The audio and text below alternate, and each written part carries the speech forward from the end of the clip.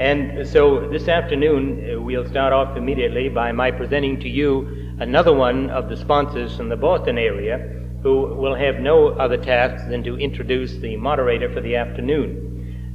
The gentleman who is playing that role this afternoon is a very well-known Boston lawyer, just as Mr. Montgomery was this morning. I don't know how lawyers get mixed up quite so often in these things. But the gentleman is also a very active layman in the Episcopal Church, has served in many capacities there, but he is also very active in other civic organizations and was the head of the Big Brother movement here in Boston for some time.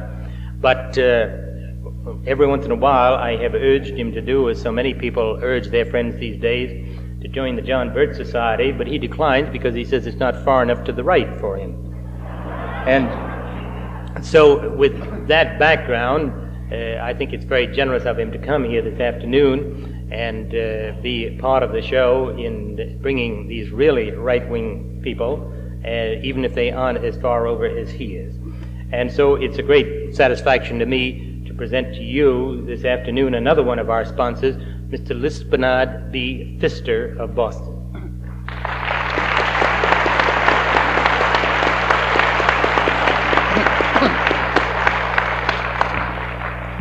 Reverend clergy, ladies and gentlemen, when Colonel Bunker spoke of my being so far to the right, he didn't tell you that in my town of Newbury and nearby city of Newburyport, if I get up to speak, they wonder what that wild communist is going to bring up now. So it just depends on where you are and who.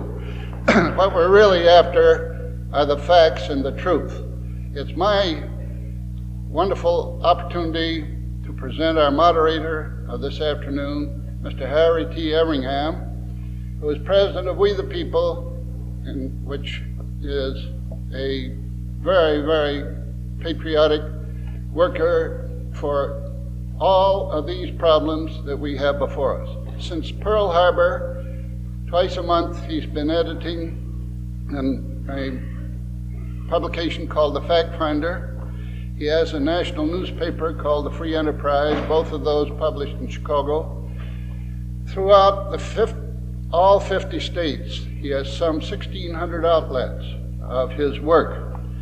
And the communists showed their open dislike for We the People, because when they were to have the communist conspiracy trials in in Washington, in 1962, their attorney, chief defense attorney, prevented anyone from serving on the jury who had been a member or an employee of 6 anti-communist organizations.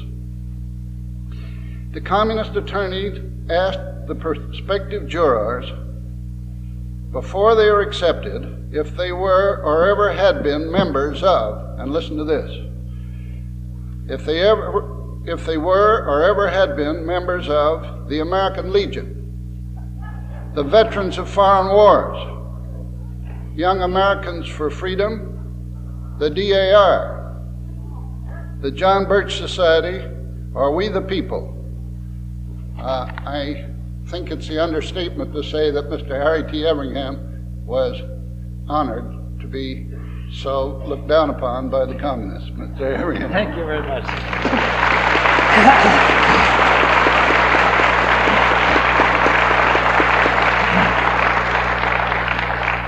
Thank you very much, Mr. Pfister. It's a real pleasure and privilege to celebrate the 4th of July in Boston. I'll tell you, Mrs. Everingham and I took 3 days to drive here. We began going through Connecticut. We saw these signs, Nathan Hale Church, Nathan Hale Service Station, Nathan Hale Cleaners, and so on. And I said, gee, these are really patriotic people according to these signs. I wonder if we can fill that hall in Boston. Well, I don't know if it's in their hearts or just on their signs. But when we got down to Plymouth and went aboard the Mayflower replica, and we saw Plymouth Rock, and we saw the hill where those pilgrims buried their first dead, and you thought how much they were dedicated to God and His service, you really got a lump in your throat. and you are very, very proud to be coming here to celebrate the 4th of July. Thank you very much for inviting us.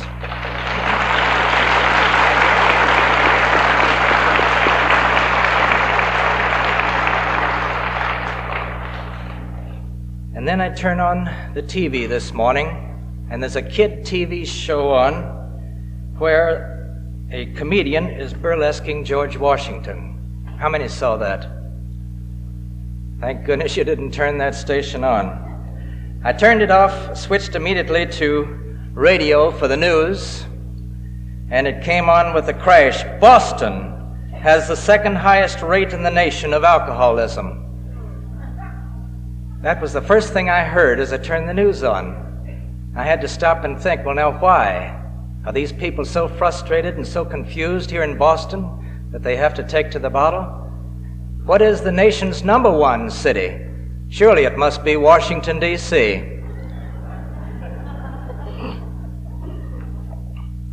You know, we have something in common in our two speakers here today. A great deal in common, in fact. They're both from the South. And they both believe in the concepts of the Founding Fathers, who were dedicated to that belief that individual freedom and responsibility under God would be the salvation of this nation. Through their Constitution, which limited our government, they gave us freedom, individual freedom, to fulfill our responsibilities under God, knowing that the greatest worth and development can come from a free people. And so it has proven true. It has made our nation great and our people prosperous.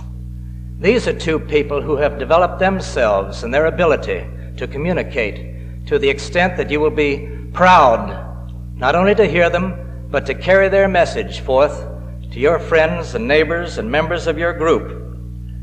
And we the people, we believe in action. We believe in leadership. We believe the responsibility is ours, yours and mine, to reach our friends and neighbors. And I'm going to tell you as we go along how we can use various tools to do that. And the best demonstration of how that can be done is by presenting these two speakers here today who do not just believe in information, but they believe in action. I know you folks will join them in that. Now, who is Dan Smoot? Dan Smoot was born in Missouri and reared in Texas. He attended Southern Methodist University in Dallas, taking BA and MA degrees in 1938 and 1940. In 1941, he joined the faculty at Harvard, of all places, as a teaching fellow in English, doing graduate work for the degree of Doctor of Philosophy in the field of American civilization. In 1942, he took leave of absence from Harvard to join, of all organizations, the FBI. He served as an FBI agent in all parts of the nation, handling all kinds of assignments. But for 3.5 years, he worked exclusively on communist investigations in the industrial Midwest. For 2 years following that, he was on FBI headquarters staff in Washington as administrative assistant to J. Edgar Hoover.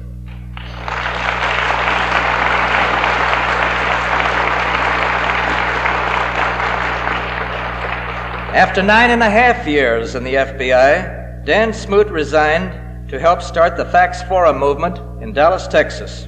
As radio and television commentator for Facts Forum, Smoot, for almost 4 years, spoke to a nationwide audience on both sides of great controversial issues. But in July 1955, he resigned and started his own independent program in order to have only one side to present, our side, the conservative side, the side that uses fundamental American principles.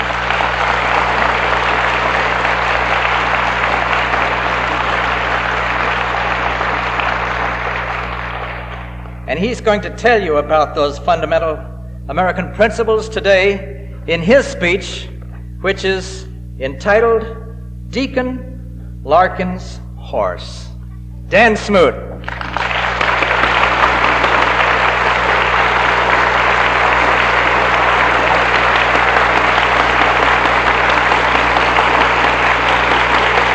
Thank you very much.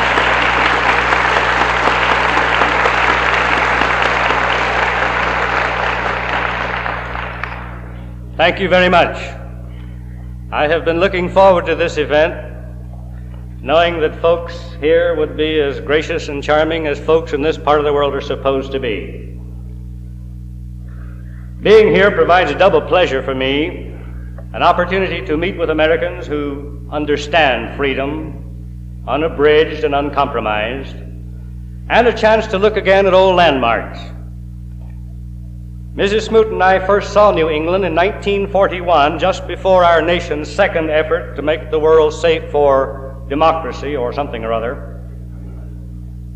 We came here, as has been mentioned, to continue my studies in the field of American civilization at Harvard. I mention that again to reestablish my credentials in this era of the new frontier.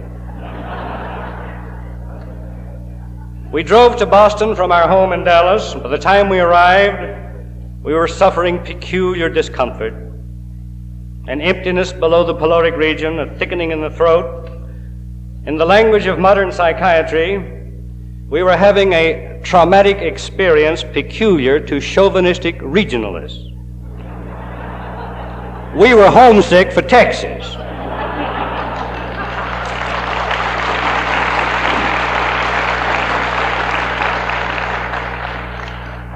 Texans who have stood in the Alamo and felt the very presence of 183 patriots who chose to die for freedom have had an incomparable experience. But we found that it is also fine to look at that tower of the Old North Church where signal lanterns swung on an April night in 1775. In this progressive age, children seem to get most of their American history in occasional glimpses between TV commercials. But in the non-progressive, isolationist days of my boyhood, American history was taught in schools and some children read books. The names and the deeds of our great patriots were more familiar and more thrilling to an American school child than are now the caterwaulings of young persons of questionable gender called bugs. The marvelous days when for Americans there was no substitute for victory. Paul Revere crossing the Charles River under cover of darkness to borrow a horse from one Deacon Larson for a ride in desperate haste to Lexington. Lexington Green, where an unknown person fired a shot heard round the world.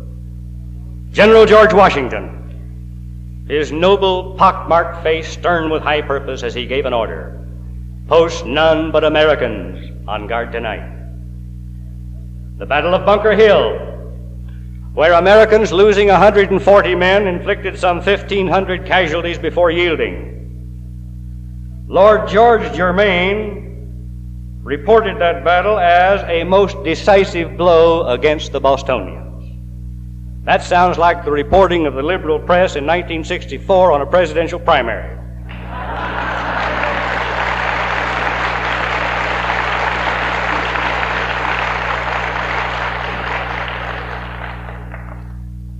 Among the early American patriots, there was remarkable unanimity of purpose, transcending sectional differences. The hand of tyranny struck first in New England, but Southern patriots sounded the call to arms.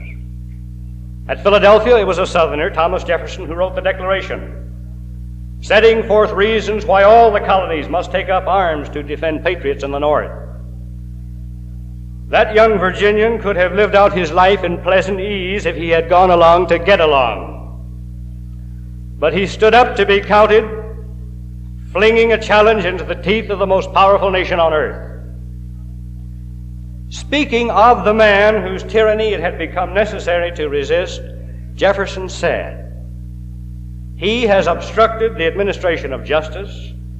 He has made judges dependent on his will. He has erected a multitude of new offices and sent hither swarms of officers to harass our people and eat out their substance. He has kept among us in times of peace standing armies without the consent of our legislatures. He has combined with others to subject us to a jurisdiction foreign to our constitutions and unacknowledged by our laws. imposing taxes on us without our consent, depriving us in many cases of trial by jury, altering fundamentally the forms of our government. He has excited domestic insurrection amongst us. In case there may be some among you who know the details of 20th century American history, but may not be familiar with details of 18th century American history, I hasten to add that the name of the man whom the Declaration of Independence made such complaints about was not Roosevelt, Truman, Eisenhower, Kennedy, or Johnson. His name was George.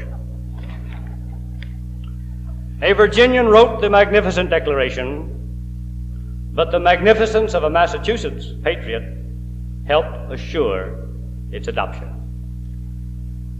The Declaration was before the Continental Congress for a vote. Timid men urged caution, explaining the benefits to Americans of being subjects to England, appealing for delay and further negotiations and moderation. Other timid men were nodding in agreement, but John Adams, stern New Englander, got the floor. Pointing a finger at the presiding officer, John Hancock, John Adams said, "Sink or swim, live or die, survive or perish, I give my hand and my heart to this vote. There is a divinity which shapes our ends. Why then should we defer the Declaration? Is any man so weak as now to hope for a reconciliation with England? You and I may indeed rue it. We may not live to the time when this Declaration shall be made good.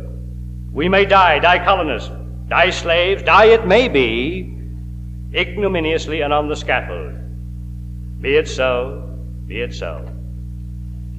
If it is the pleasure of heaven that my country shall require the poor offering of my life, the victim shall be ready. But while I do live, let me have a country, or at least the hope of a country, and that a free country. But whatever may be our fate, be assured that this Declaration will stand. It may cost treasure and it may cost blood, but it will stand. Through the thick gloom of the present, I see the brightness of the future as the sun in heaven. We shall make this a glorious and immortal day. When we are in our graves, our children will honor it. They will celebrate it with thanksgiving, with festivity, with bonfires and illuminations.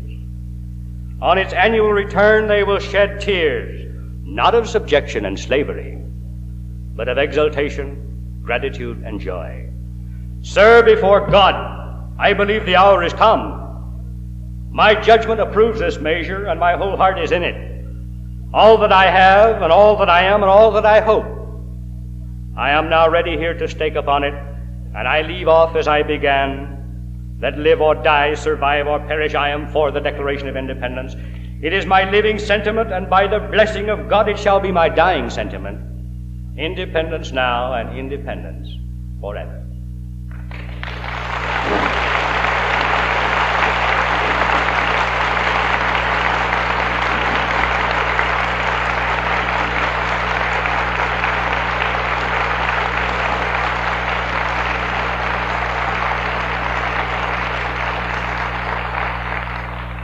Immediately after that speech, the Continental Congress voted unanimously to adopt the Declaration of Independence, July the 4th, 1776.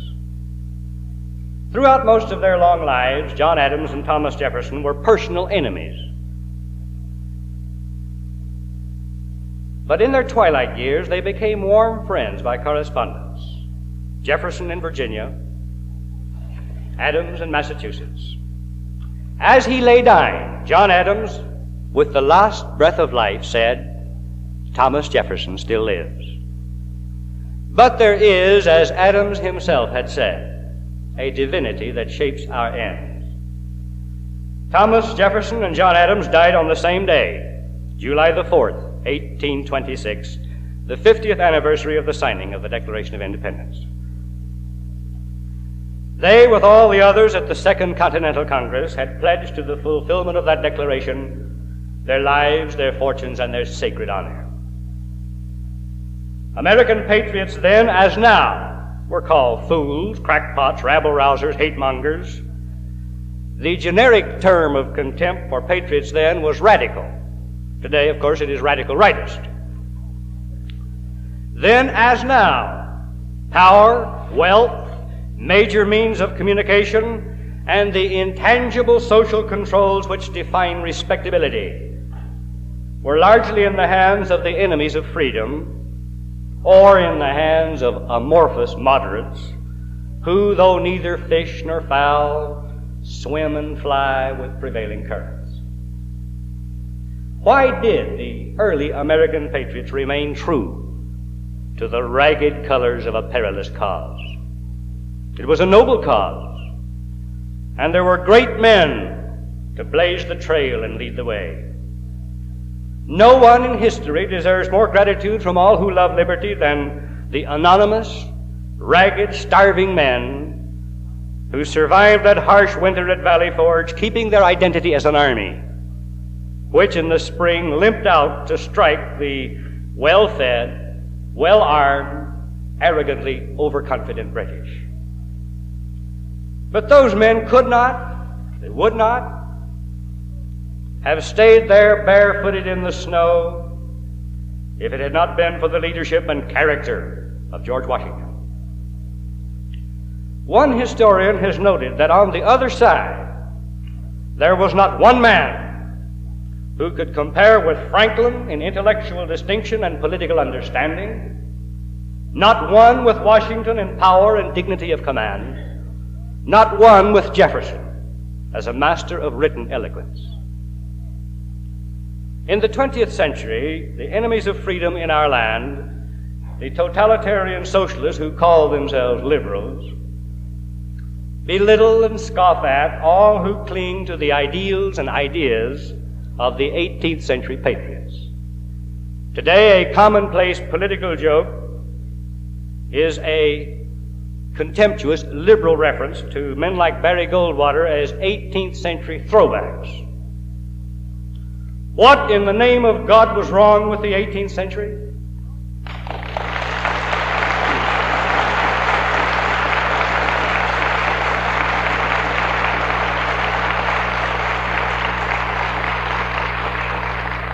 The 18th century produced in America the greatest men that this nation or any other nation has ever seen.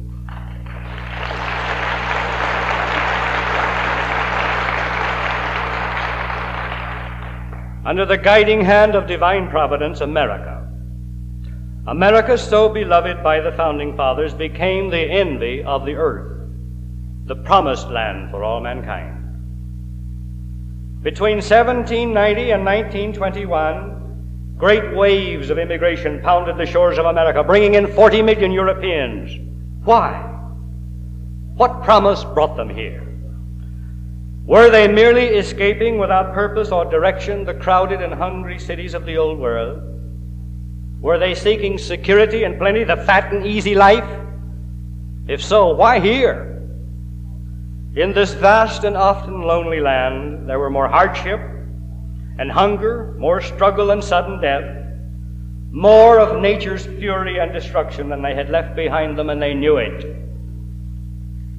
But still they came, pushing through the eastern hills and valleys across the great plains. Burned by the sun and torn by the wind, they marked their trails with the graves of their weak, their massacred, and their newly born, and with the bleak, raw homes of those who survived. Were they looking for collective equality, for the utopia of the common man? No, they were looking for a place where, God willing, a man can become uncommon, where there was no limitless, ubiquitous political power to hold all men down to a common level. The pioneers knew that gifts of intellect, character, and talent proceed directly from God, and that man cannot prevent their unequal distribution. The fact that the capacity and destiny of men are different, as the Creator intended they should be, was understood by those early patriots who followed the immortal leaders of the Revolution, and by the pioneers who came later. These are harsh truths which many Americans today refuse to accept. Equality before God and before the law is not enough, they say. Liberty is not the chief and constant object of their desires. Equality is their 20th century idol. They would prefer equality in slavery to inequality with freedom. Liberal socialists in the 20th century who have acquired control of government, of many educational and religious institutions, and other major facilities which formulate public opinion, have used their power to distort the meaning of the American Revolution and to brainwash the public with the ideals of the French Revolution: égalité et fraternité, brotherhood and equality. Oh, the slogan of the French Revolution had liberté in it, but it was a borrowed word, borrowed from America, where it had meant individual responsibility under God. The American concept of liberty was founded on deep distrust of all governmental power. The American founding fathers knew that all governments, including the one they created, will, if permitted, rob and regulate and ultimately enslave the people under the pretense of taking care of them. They knew that the greatest threat to a man's life, liberty, and property is not some distant power, but the government under which he lives. They knew that men get their rights not from government, but from God. That's why they wrote a Bill of Rights as a footnote to the Constitution, re-emphasizing the strict constitutional limitation of federal power, reaffirming that human rights derived from God are unalienable, cannot legally be taken away by any earthly power. That was the meaning of liberty to the American revolutionists. To the French revolutionists, liberté meant, if it had any meaning at all, uncontrolled license for whoever had power at the moment to do anything he claimed to be good for the majority. Yes, the battle cry of the 18th century French Revolution was equality and brotherhood, and the remembered symbol of that revolt is the guillotine. Any man who held his head above the crowd had his head cut off, because the French Revolution for collective equality and brotherhood was, like its ultimate progeny, the Communist Revolution, a leveling down thing conceived in hate. It ended in Napoleon's dictatorship and a bloodbath for Europe. Democracy is the label which socialist liberals give to their passion for regulating and controlling all of mankind down to sterile conformity with mass desires and mass opinions. In their democracy, it will not do for an individual to have individual taste. If he lives in a house not pleasing to the rulers of democracy, he must accept urban renewal. The utopian goal is sameness. We must all live in the same kind of houses, breathe the same kind of atmosphere, attend the same kind of schools, read the same kind of newspapers, eat the same kind of food, and drink the same kind of fluoridated water.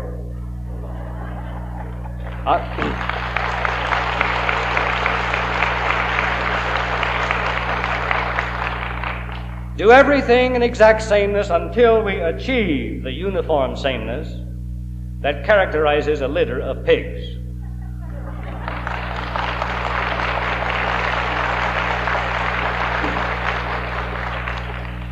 One of the greatest dangers in America today is widespread confusion about our organic and legal form of government. The difference between a democracy and the constitutional republic which was established to safeguard our freedom. In a representative democracy, the people periodically, by majority vote at the polls, select their rulers, and the rulers then have absolute power to use the people and their property in whatever way the rulers decide, because the rulers are doing whatever they do for the greatest good of the greatest number. Anyone who criticizes such rulers is an enemy of society because the rulers, after all, received a majority vote by promising to do those things. In a democracy, standing against the majority is a sin, particularly when elected rulers and their appointed agents are acting to promote the general welfare of the majority without regard to God-endowed rights of individuals. I have heard Americans, some of my friends, say, well, I agree with you that I'd rather die than submit to the tyranny of a dictator. But as long as I'm living in a free democracy and have my chance to speak my mind and cast my secret ballot, I'll submit readily to the will of the majority. Oh, my friends, would the yoke of slavery sit more lightly on your shoulders because it was held out to you by the hands of 1,000,000 well-intentioned men rather than by one evil man? Is servitude sufferable merely because it is imposed by a majority who do not understand liberty or have the courage to fight for it? Should I be complacent and acquiescent about the betrayal of my son's heritage if the betrayal is perpetrated by a majority of my fellow countrymen? I was born free. I do not wish to live in a world where my God-endowed heritage is sacrificed for the abortive cause of a monolithic majority.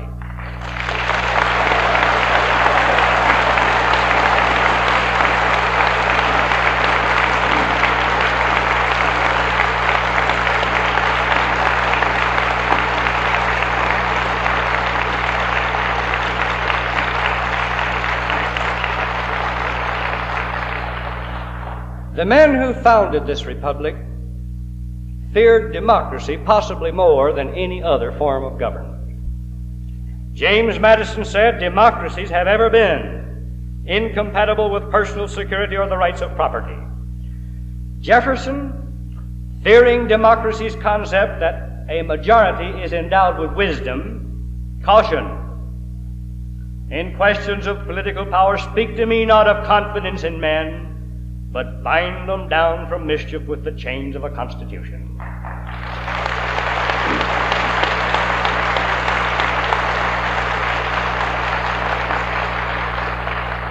John Adams said, democracy will envy all, endeavor to pull down all, and when by chance it happens to get the upper hand, it will be revengeful, bloody, and cruel.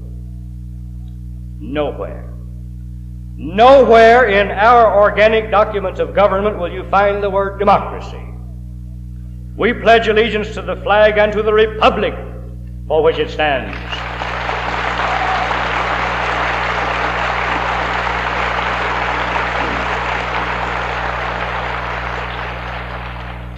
It is, of course, rather obvious that Earl Warren's court, backed by the armed might of the nation, will soon ordain that we omit under God when we pledge allegiance, just as it has banished God from the public schools or tried to.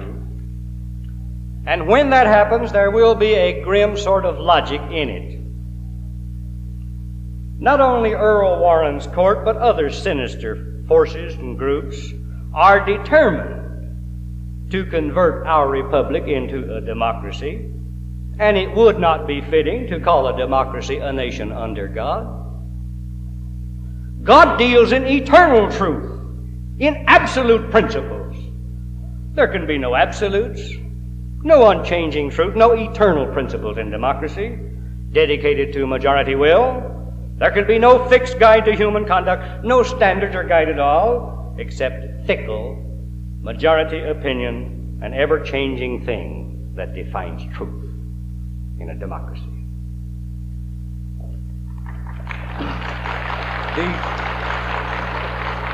The loose, popular, and widespread use of that word democracy in reference to the American form of government is dangerous. Practically every nation on earth, including the Soviet Union, Communist China, Castro's Cuba, claims to be a democracy. A subtle, long-range effect of this subversion of language, is that many believe there is no essential difference between our form of government and the democracies of other nations. except that we are more prosperous. And that is generally attributed either to our greed or to our blind luck in having more natural resources or better chosen leaders than the other democracies have. An obvious immediate consequence is almost universal ignorance of the meaning of constitutional government. In 1952, Adlai Stevenson, whom you obviously love, Democrat candidate for the presidency, was much adored by his adorers for an oft-repeated remark considered to be a devastating rebuke of all who worried about the loss of states' rights. Governor Stevenson said we should stop talking about states' rights and start talking about states' wrongs. Now, he meant the states' rights are fine so long as they are tolerable to the supreme political power in Washington. If people cannot or will not do something for themselves, and state governments refuse to do it for them, then the federal government must do it. This, according to Mr. Stevenson, is no invasion of states' rights. It is merely action by the federal government to correct inaction by state governments. Eisenhower, using different words, some of them a bit muddled, said the same thing many times and still says it. John Connally, governor of Texas, who calls himself a moderate Democrat, says the same thing. Senator Hubert Humphrey, who calls himself a liberal Democrat, says it. President Johnson, who calls himself all kinds of Democrat,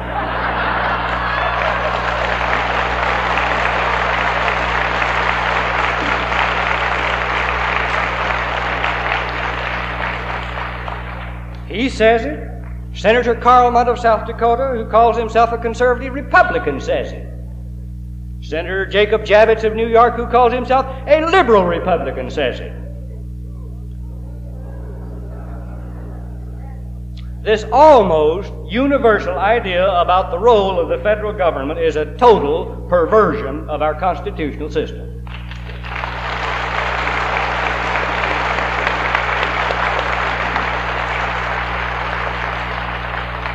The Constitution is a binding contract.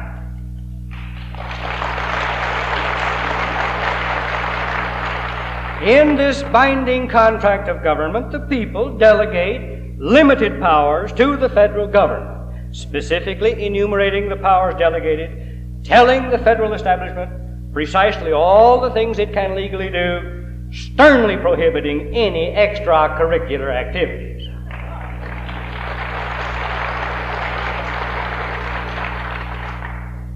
If you want to understand what constitutional government means, remember this. If something needs to be done that state governments and the people will not or cannot do, if every person in the United States wants it done but cannot do it, the federal government still should not, legally cannot do it unless there is a specific grant of power in the Constitution authorizing federal action.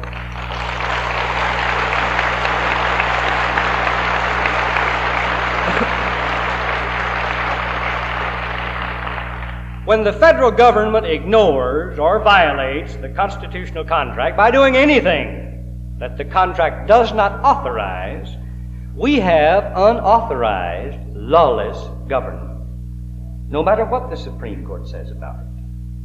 We no longer have a constitution with meaning. We have a general government with absolute power to do anything officialdom pleases under the pretense of necessity.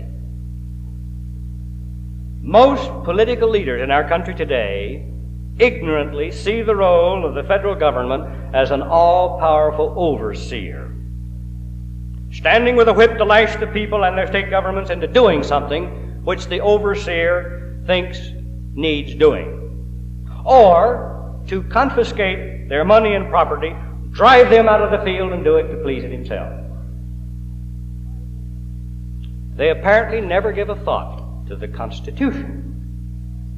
If forced to cite constitutional authority for the broad, general, discretionary powers which they assume the federal government has, they usually refer to the so-called General Welfare Clause, which says, the Congress shall have power to lay and collect taxes, to pay the debts and provide for the common defense and general welfare of the United States.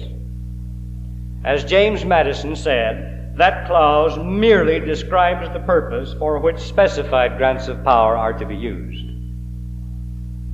The pretentious ignorance of modern liberals holds otherwise. But James Madison, who wrote the Constitution, emphatically denied that there is any grant of broad general powers to the federal government. Now, James Madison was not progressively educated. He did not attend a $750,000 public school. He had to go to a little country private school where children did not enjoy the benefit of courses on how to behave on dates. But he was the principal author of the Constitution, which learned men have called the greatest political document ever written. And James Madison said that if the federal government were given undefined power to do anything which federal officials deem good for the general welfare, the federal government would have despotic power to do anything.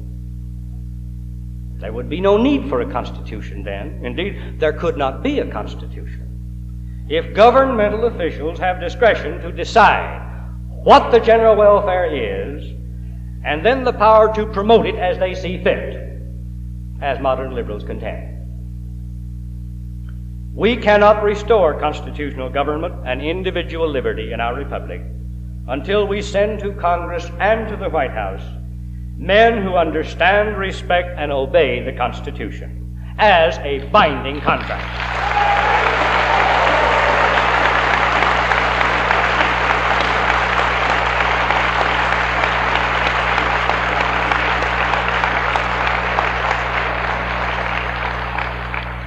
A binding contract which can be changed for additional grants of power only by the people through due process. A contract whose meaning cannot be stretched or reinterpreted by a president, a Supreme Court, or by anyone else. Of course, before we can elect such men to high place, the people who do the electing must themselves understand and respect our Constitution.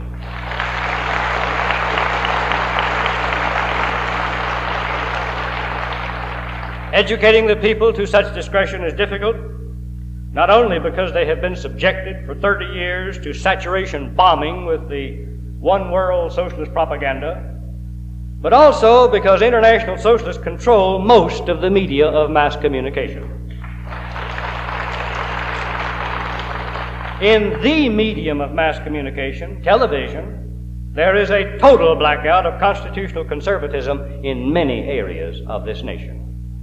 One result of this blackout is a lack of total understanding among patriots themselves on some vital issues. In 1774, the British closed Boston Harbor. There was as much anger in Charleston, South Carolina, as in Boston. The people of Boston appealed to the other colonies for aid. The sympathetic response was as widespread as the continental settlements. The Virginia Assembly appointed a day of fasting, and the people of Virginia sent food and money, 9,000 bushels of wheat and corn, and from South Carolina came cargoes of rice. 190 years later, 1964, the National Council of Churches and other devotees of brotherhood and equality sponsored a small group of professional pro-communist agitators to lead an invasion of the state of Mississippi. The invaders are largely sophomoric adolescents, some of whom are mature enough to grow beards. The federal government, taking no official notice of racial hatred which almost daily brings savage attacks, rape, and murder to the streets and private homes of northern cities, converted even the hint of violence by Mississippi whites into a national crisis. And what of patriots outside the South? Well, they understand and deplore the hypocrisy of such a double standard. But many are still uncertain about the merits of the Patriots' cause in Mississippi.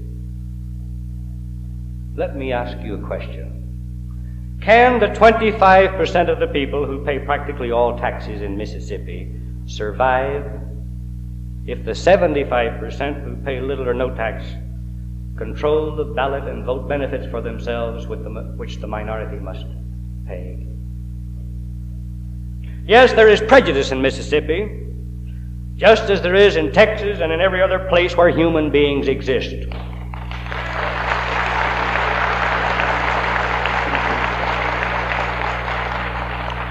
But I sincerely believe that it will take more than one summer of effort by the National Council of Churches, Lyndon Johnson, and Robert Kennedy to create in Mississippi as much racial hatred, violence, and unrest as already exists in New York City.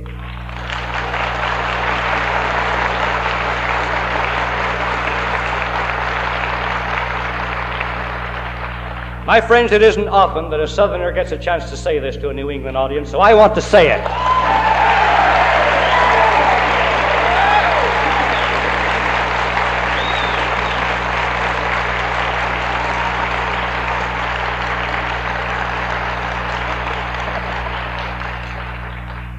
You're not damn Yankees at all, are you?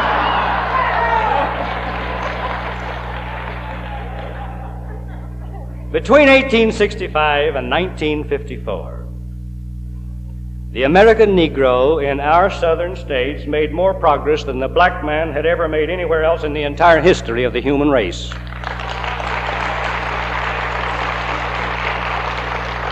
This progress is a high credit to the Negro himself, but it could not have been made without the help of Southern whites.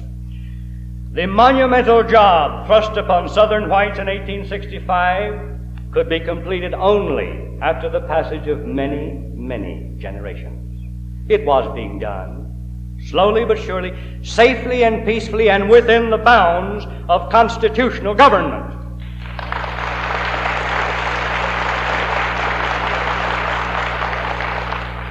Let's don't forget that slavery was a sin, a national sin.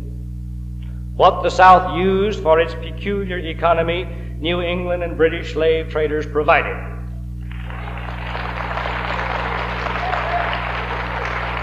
And after the war between the states, there was no aid from Washington for the defeated and ravished South, which staggered to its feet carrying the double burden of providing for a dependent people which the North had freed but did not feed, while suffering under the iron fist of an occupation reconstruction army. Presidents of the United States are periodically seized with a compulsion to send the armed forces in a southerly direction. May I, as one Southerner, suggest that the cause of freedom might be served if the armed forces went a little further south, say to Cuba?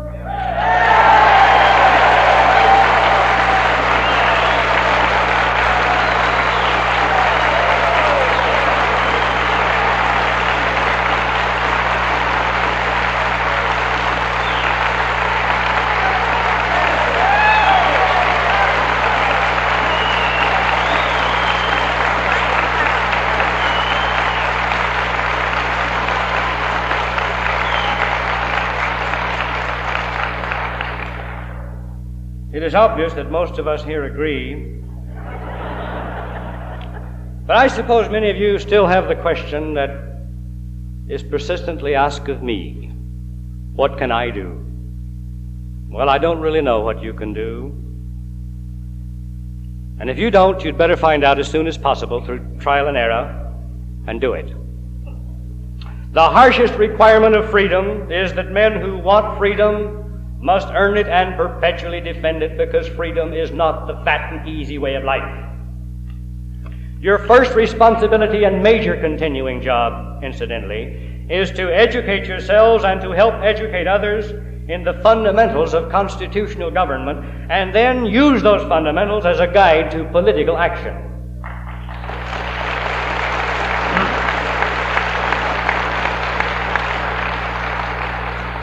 The patriots who won the independence of America on the fields of battle in the 18th century had a job to do for freedom, and they did it. They did not choose their battleground or their weapons.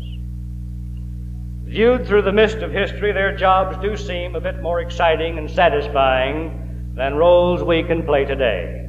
The enemy wore red then.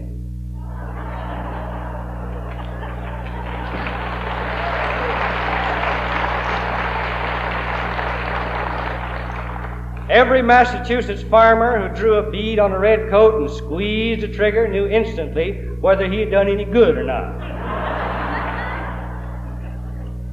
But of course, patriots in every age must fight the fight that is theirs with the means at hand in the roles where fate may cast them. And most of them, incidentally, remain anonymous after their great work is done. What were the names of those men who stayed with Washington at Valley Forge? Of the 140 who died at Bunker Hill? Of the 180 who died with Travis, Crockett, and Bowie at the Alamo? And what was the name of Deacon Larkin's horse? The horse that Paul Revere borrowed for the ride to Lexington. History failed to record the name of that horse, who unquestionably contributed the greatest physical effort to the cause of freedom that one night in our history. But we might all of us do well to remember Deacon Larkin's anonymous horse. He remained anonymous, as many of us will, but whose borrowed energy, spirit, and strength were given willingly and served our country well at a time of crisis. May each of us lay equal claim to such an epitaph. God bless you, fine New Englanders.